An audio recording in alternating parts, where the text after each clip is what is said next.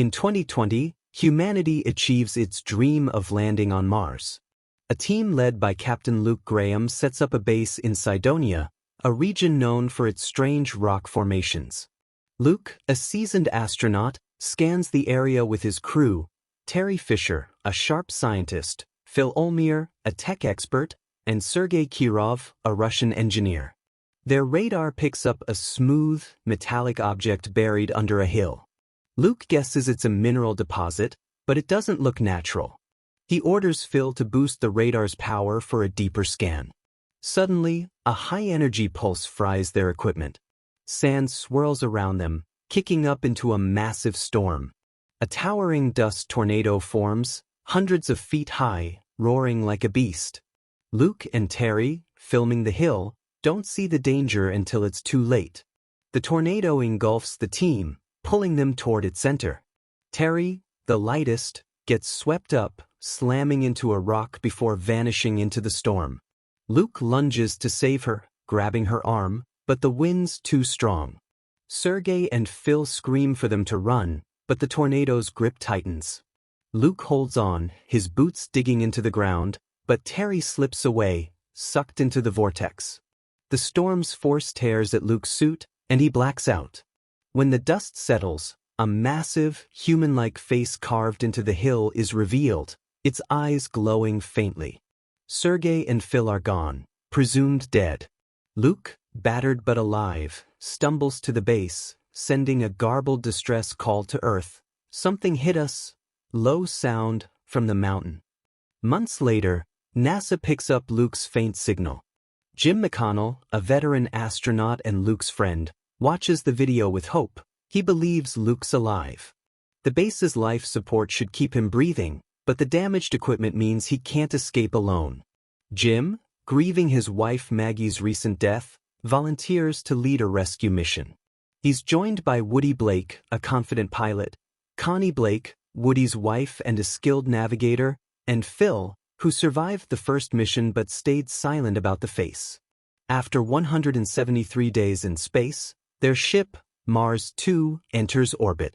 The planet's red surface looms below, calm but ominous. Connie checks the scans. Temperatures are stable, giving hope Luke's alive. But the system warns of recurring sandstorms, so they must act fast. As Mars 2 prepares to land, a micrometeoroid swarm hits, tiny rocks piercing the hull like bullets. Alarms blare as oxygen leaks out. Woody, in the cockpit, spots a hole in his control panel. He patches it with a sealant, but the oxygen keeps dropping. Something else is leaking. Jim orders everyone into their suits, but the ship's systems crash. Phil, fighting panic, reboots the computers from the crew cabin. Oxygen levels fall below 50%, and Jim starts to choke, his vision blurring. Connie, thinking fast, grabs a liquid sealant pack and squeezes it into the cabin. The liquid flows to the unseen leaks, sealing them as it hardens. Jim gasps, revived by an oxygen mask Connie slaps on him. The ship stabilizes, and they enter Mars orbit, but Woody notices the fuel shuttle took damage too. Fuel leaks from the shuttle, freezing into ice crystals in the cold vacuum. Woody tries to start the engines, but they sputter. The ship lurches, drifting toward Mars' surface. If they crash, no one survives. Jim, quick on his feet, tells Phil to find the rescue ship, ERV, left in orbit from the first mission. It's their only hope. The ERV is a kilometer away, but their suits have limited fuel. Woody, as commander, decides to risk it. He ties a tether to Connie and jumps into space, aiming for the ERV. His suit's thrusters fire, but the ship's moving fast, like a train. Woody misses the grab, his tethers snapping. Connie screams, "I love you," as Woody floats away, his body freezing in the void. Connie, heartbroken, pulls herself to the ERV with Phil and Jim. They board, their fuel dangerously low, and land on Mars' surface, the red dust settling around them. Inside the base, Jim finds plants growing in the greenhouse, proof the life support still works. He breathes the air, surprised it's stable. In a corner, he spots an axe and hears a faint noise. Luke stumbles out, weak and disoriented, clutching the axe. He barely recognizes Jim, his mind frayed from months alone. Jim calls his name, calming him. Luke drops the axe, collapsing. Connie and Phil rush in, giving him oxygen and food. Luke mumbles about the face, saying it's not natural. He shows them an audio file he analyzed for a year.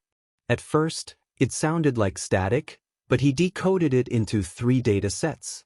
When he assigned graphic values to the sounds, it formed a DNA-like pattern. Jim's eyes widen. It's a message, maybe from aliens.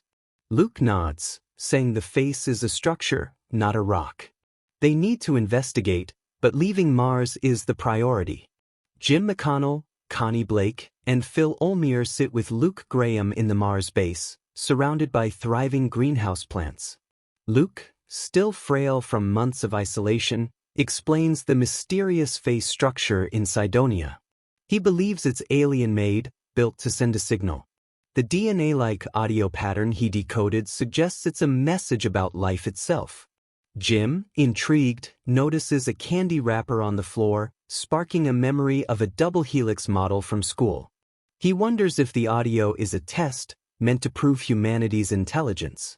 Luke agrees but warns the face is dangerous. Its energy pulse killed Terry and Sergei.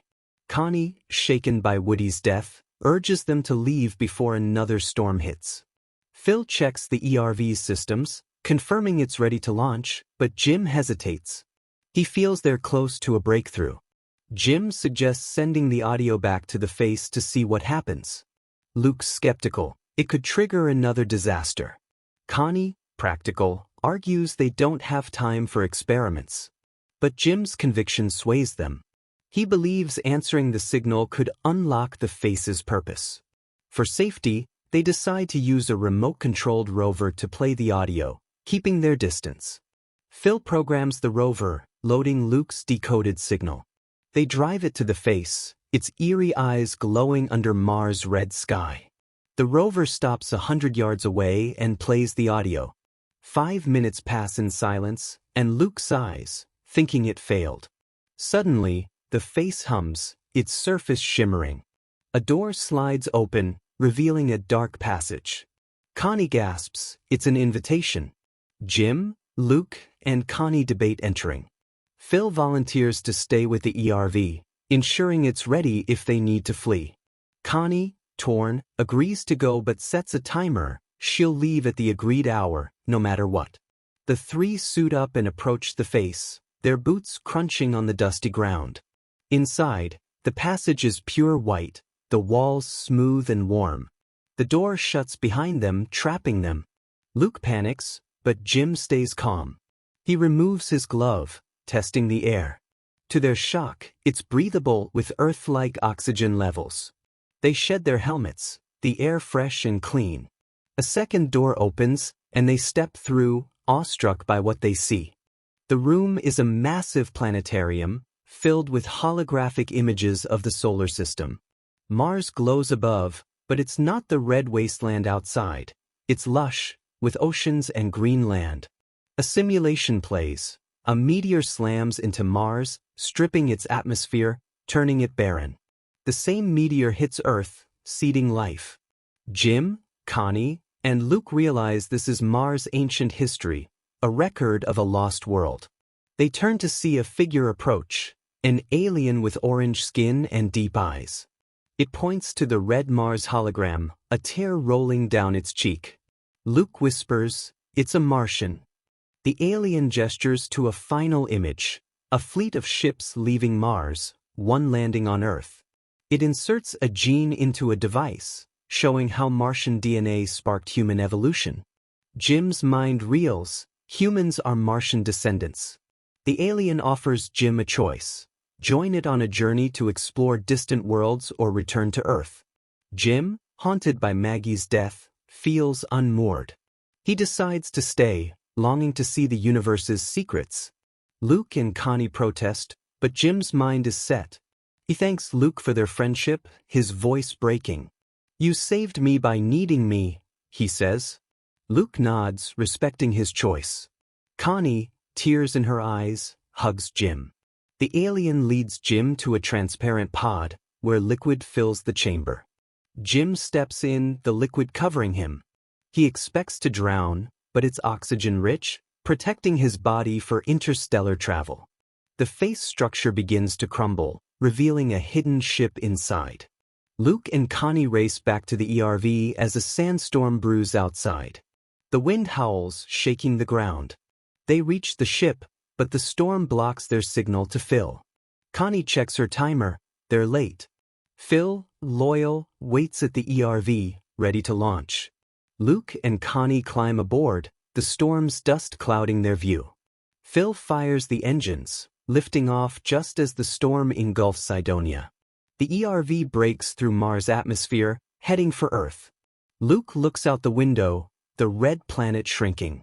He wonders if Jim's safe, wherever he's going. Connie grips Woody's wedding ring, her heart heavy but resolute. In the alien ship, Jim floats in the pod, the liquid stabilizing him. The ship's walls glow, showing stars streaking past. The face structure collapses behind, its purpose fulfilled. The ship rockets out of Mars' orbit, vanishing into the galaxy. Jim, calm, feels a connection to the cosmos, ready for what's next. Back on the ERV, Luke and Connie prepare for the long trip home, carrying the truth: humans aren't alone, and their origins lie among the stars.